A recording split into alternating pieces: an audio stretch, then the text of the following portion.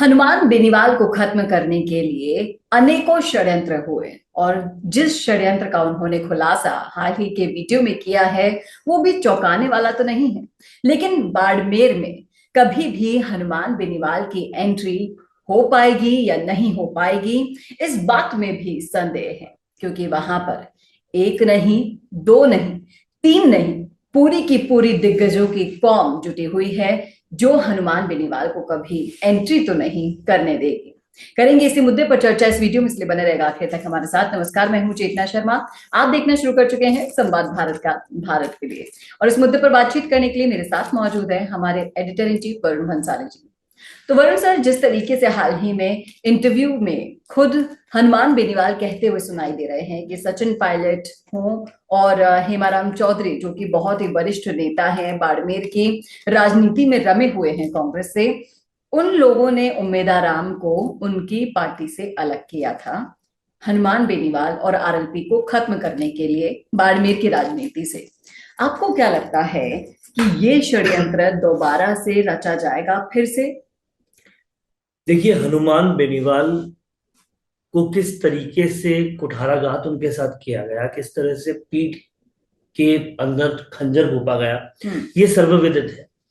लेकिन इस बार उन्होंने एक निजी चैनल से बातचीत करते हुए जो बातें की, ऐसा लगा कि दर्द सारा निकाल के रख दिया। और उन्होंने साफ साफ कहा कि हेमाराम चौधरी और सचिन पायलट ने मिलके एक साजिश रची, जिसके तहत उन्होंने उम्मीदवार बेनीवाल को कांग्रेस में ले लिया। अब इससे बहुत स्पष्ट है कि हनुमान बेनीवाल अपना सारा ताकत उम्मीदवार को देते रहे, सालों तक देते रहे, और बाड़मेर में जमीन तैयार की। और उस जमीन को निस्तो नाबूद करने में सचिन पायलट और इनका साथ रहा, हेमाराम चौधरी का। अब यहां पर एक चीज स्पष्ट है कि उन्होंने कहीं ना कहीं बहुत सारे प्रलोभन दिए होंगे कि अल्पसंख्यक वोट आपको मिल जाएंगे, पिछड़े वोट आपको मिल जाएंगे, और आप आओगे यहां पर तो विधायक बनना तय।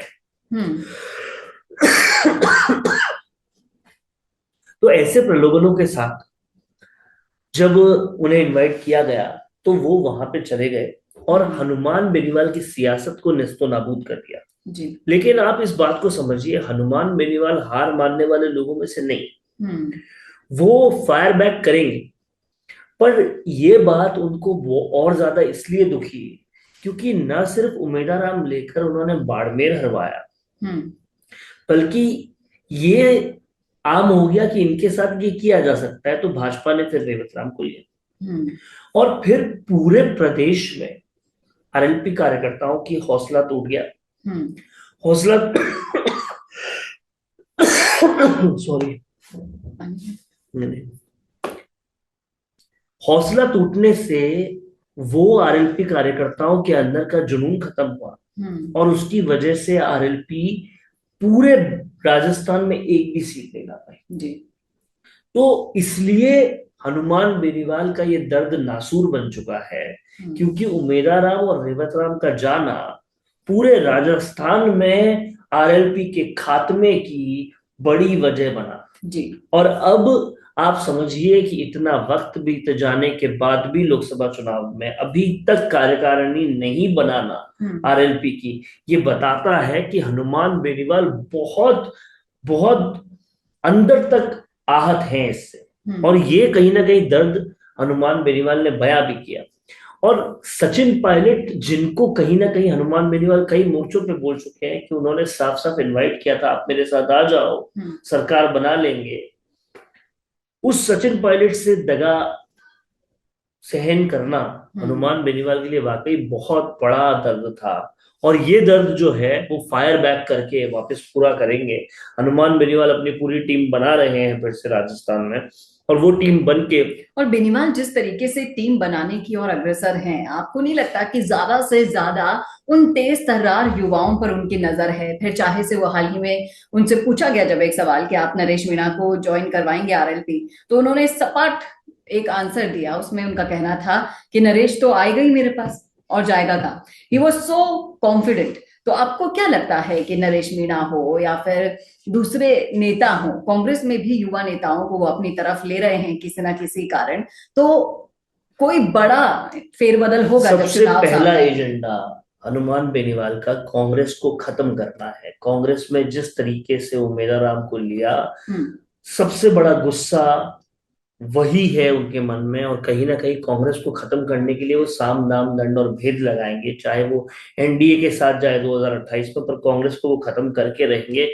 यही बात उन्होंने दिल्ली में भी दिखाई और यही बात उन्होंने हरियाणा में भी दिखाई। कांग्रेस को खत्म करने के पीछे एक बड़ी वजह वो भी रहे। तो ये बहुत साफ है कि हनुमान बेनीवाल बदला तो लेंगे और बदला बुरा लेंगे, कांग्रेस खत्म होगी और इसी पंचायती राज चुनाव में वो दिखा देंगे कि आरएलपी कमबैक कैसे करती है। और वो कमबैक करने का पूरा मूड जो है उनका हो चुका है, पूरी सेना बन चुकी है। कार्यकारिणी का किसी भी दिन घोषणा हो जाएगी और आरएलपी बहुत बड़े तरीके से कमबैक करेगी। बहुत सारे उनको जब सुनते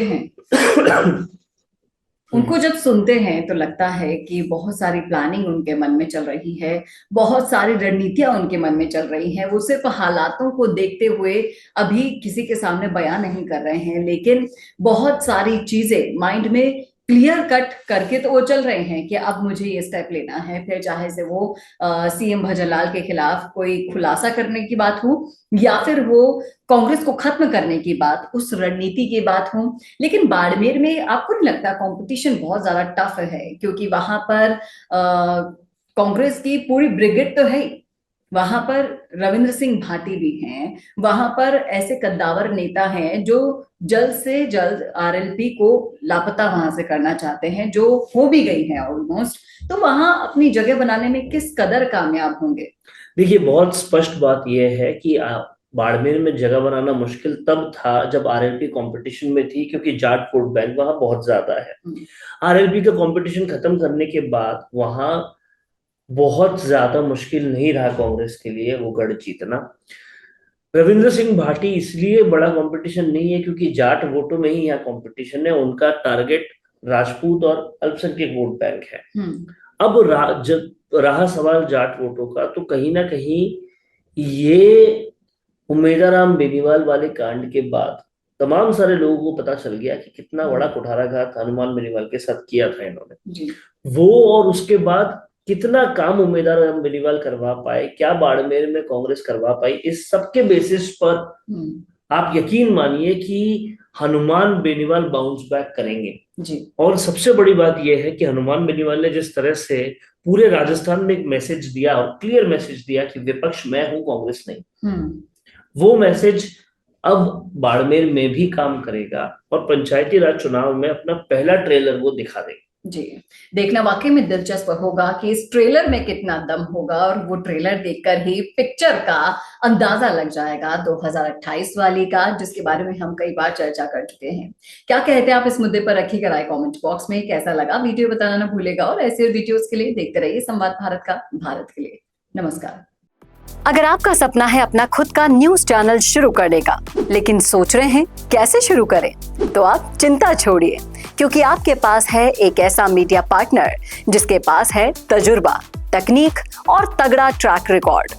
हमारे पास है एक दमदार न्यूज यूट्यूब चैनल, 4.5 लाख से ज्यादा सब्सक्राइबर्स और 8 करोड़ से भी ज्यादा व्यूज, और 15 से 20 साल का न्यूज प्रोडक्शन एक्सपीरियंस। तो आपको चाहिए अपना न्यूज प्लेटफॉर्म, तो मिशी मीडिया सॉल्यूशंस के साथ जुड़िए, जहां मिलेंगे आपको best reporters, high quality camera shoot and edited videos, professional news setup और पॉडकास्ट सेटअप। और हाँ, आपकी पहचान अब पूरे देश तक पहुंचेगी।